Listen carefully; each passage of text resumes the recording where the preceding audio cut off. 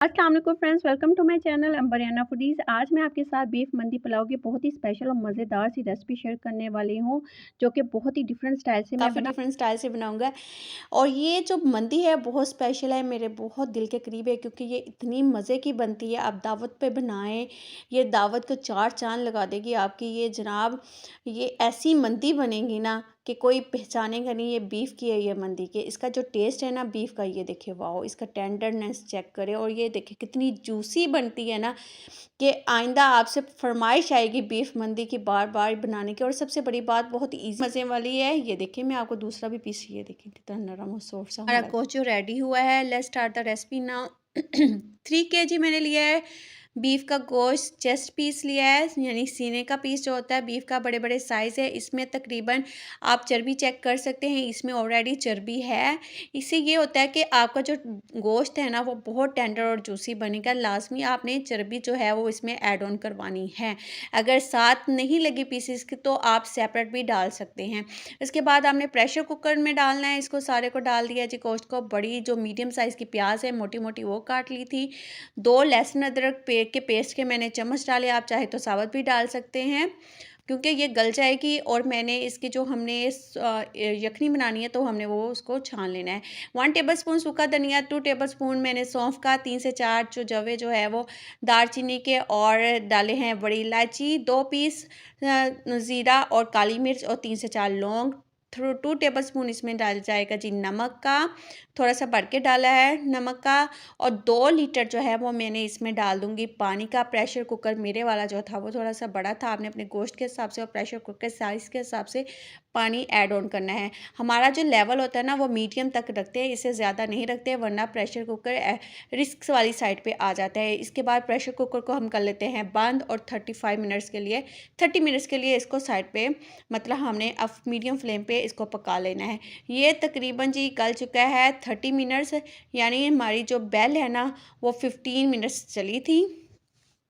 हमारा गोश्त जो है 60% जो है वो गल चुका है। इससे ज़्यादा नहीं गलाना क्योंकि साइज़ बड़े-बड़े थे, और आपको पता है इतना साइज़ को गलाना भी थोड़ा-सा टाइम ज़्यादा लेता है।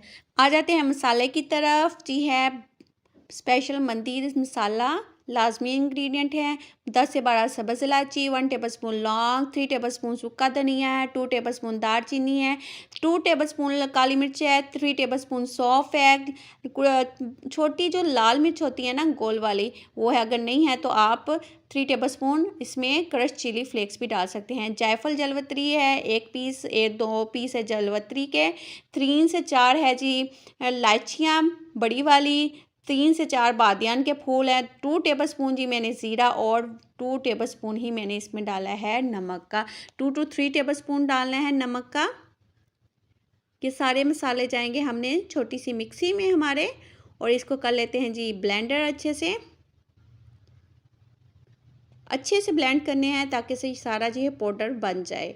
ये स्पेशल पाउडर है मंदी के लिए। ये जो फ्लेवर है ना इसका बहुत ही मज़े का इन्हेंस होता है, इतना मज़े का बनता है ये। आप चाहे तो आप अपने जो पुलाव बनाते हैं ना डेली, उसमें भी ऐड ऑन करें। इतना मज़े का ये मसाला ऐड होता है ना। अगर आप चाहें तो नमक की बजाय आप इसमें काला नमक 1 टेबलस्पून के हिसाब से डाल लें तो वो आपका और मसाला जो है वो स्पाइसी और मज़े का बन जाएगा। इसके बाद ये जो हमने गोश्त निकाला था थोड़ा सा ठंडा हो गया था, उसके बाद ये सारा मसाला जो है वो इस पे डाल देंगे। 3 टेबलस्पून आपने इसको साइड पे कर देना है, बाकी सारा मसाला इसमें लगा लेना है। 3 टेबलस्पून आपने इसको मसाले को साइड पे कर देना है, बाकी मसाला जो है आपने सारे गोश्त के पीसेस को लगा लेना है।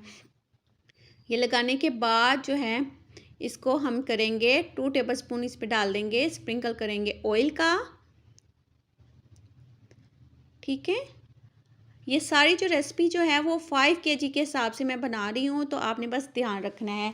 स्टीमर लिया है, स्टीमर में पानी डाल दिया है मैंने तकरीबन 3 लीटर के करीब। 2 टेबलस्पून इसमें डालेगा नमक का, 3 टेबलस्पून, 1 लेमन स्क्वाइज़ किया है, और थोड़े से जाएंगे जी इसमें साबुत मसाले।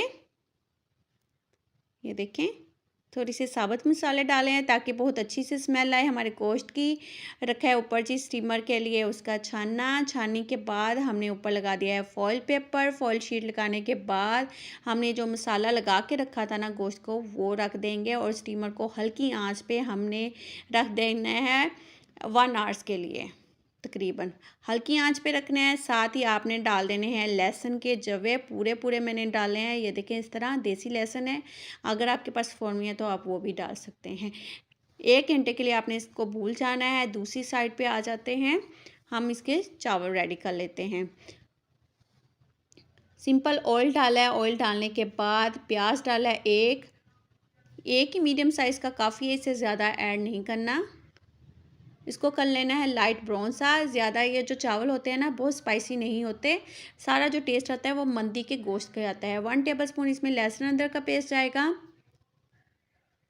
और थोड़े से जो है वो मैंने साबुत मसाले डाले हैं, मसलन 1 टेबलस्पून कह लें आप ज़ीरा, काली मिर्च और थोड़े से लौंग और एक दालचीनी का पीस और एक बड़ी इलायची, इस हिसाब से डालने हैं, ज़्यादा नहीं ऐड डालने। कोई ज़्यादा मसाले नहीं चाहिए क्योंकि हमने जो स्टॉक डालना है ना बीफ का, उसमें सारे मसालों का टेस्ट आएगा। वो मैंने छान के साइड पे रख लिया था ठंडा होने के बाद। अब जी इसमें डालना है अपने टेस्ट के हिसाब से। मैंने तकरीबन डाला है 2 टेबलस्पून इसमें नमक का और मैंने 3 टेबलस्पून इसमें दही का डाला है। दही है ऑप्शनल है, लेकिन मुझे बहुत मज़े का टेस्ट लगता है तो मैं लाज़मी इसमें ऐड करूँगी। बीफ जब भी आप पुलाव बनाते हैं ना तो आप टमाटर ना डालें, आप दही का इस्तेमाल करें।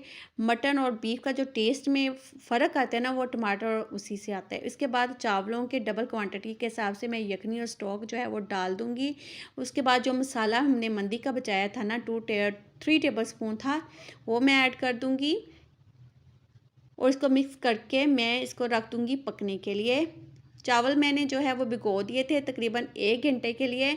ये बासमती राइस है, कोई भी सेला चावल नहीं है, नरम वाले जो फ्रेश वाले होते हैं ना बासमती कर्नल राइस, वो वाले मैंने लिए हैं। और 1 घंटे के लिए मैंने इसको भिगो के रखा था। ये देखें हमारा पानी जो है वो ड्राई हो गया है। ड्राई होने के बाद सब्ज़ मिर्चें मैंने ये देखें सेंटर से काट के इस तरह करके डाल दी हैं स्लाइस की शेप में। थोड़ा सा धनिया से हम गार्निश कर लेते हैं, बहुत ही मज़े के लगते हैं। आप चाहें तो इसको स्किप भी कर सकते हैं, लेकिन अपने ये बहुत ही मतलब देखने को अट्रैक्ट करते हैं। और इसको दम पे रख देते हैं तकरीबन 10 मिनट्स के लिए। मंदी के जो चावल होते हैं थोड़े से वाइट से होते हैं, मैं फिर बता दूं टेस्ट में ये जो होते हैं वो ज़्यादा स्पाइसी नहीं होते, बहुत नॉर्मल सा इनका टेस्ट होता है। ये 1 टेबलस्पून मैंने ऑयल डाला है सॉस पैन में। थोड़े से काजू और बादाम इसमें डाले हैं गार्निश के लिए।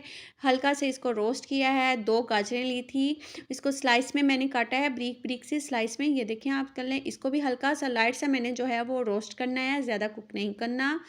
जो इसका गाजर का क्रंचीपन है ना वो आना चाहिए, नरम नहीं होनी चाहिए। एंड पे डालूँगी पिस्ता, क्योंकि नरम जल्दी हो जाता है रोस्ट, तो एंड पे ऐड करना है।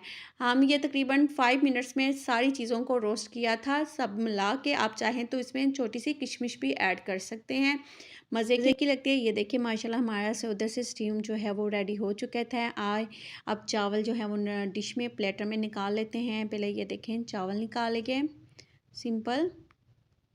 थोड़े से ये ना जो मंदी के चावल होते हैं ना इनकी निशानी ये होती है, ये आम चावलों की निस्बत थोड़े से जो है ना डले हुए होते हैं, उनकी तरह जी अकड़े नहीं होते, थोड़े से नरम होते हैं। आपने बस तैयार रखना है, मसाले ज़्यादा नहीं होता है क्योंकि इसका जो टेंडरनेस जूसी होता है ना वो सारा कुछ ना इसके गोश्त में होता है। पीस रखा है हमने इस पर गोश्त का, गार्निश किया है जी हमने इस पर ड्राई फ्रूट्स के साथ, ये देखें। और इस पर एक रख दिया जो लहसुन हमने उसको स्टीम किया था। ये देखिए हमारा प्लेटर सेट हो गया है। ये माशाल्लाह माशाल्लाह माशाल्लाह कितने मज़े का हमारा जो है वो बीफ मंदी रेडी हुई है। आप चेक करें आप कितनी मज़े की जो है, कितना टेंडर जूसी, हाथ लगाने से ये टूट रहा है। बिल्कुल भी इसमें अकड़ाहट नहीं है, कोई भी गेस नहीं करेगा कि ये बीफ का है या ये मटन का है। मतलब इसका टेस्ट जो है वो बिल्कुल मटन जैसा आएगा। और ये देखिए इसका टेंडरनेस कितना जूसी बना है। आई होप कि आज की रेसिपी आपको बहुत अच्छी लगी होगी। अच्छी लगे तो चैनल को लाइक एंड सब्सक्राइब करना मत भूलेगा। साथ ही बेल आइकन का बटन भी दबा लें। फिर मिलेंगे नई रेसिपी के साथ। अल्लाह हाफिज़।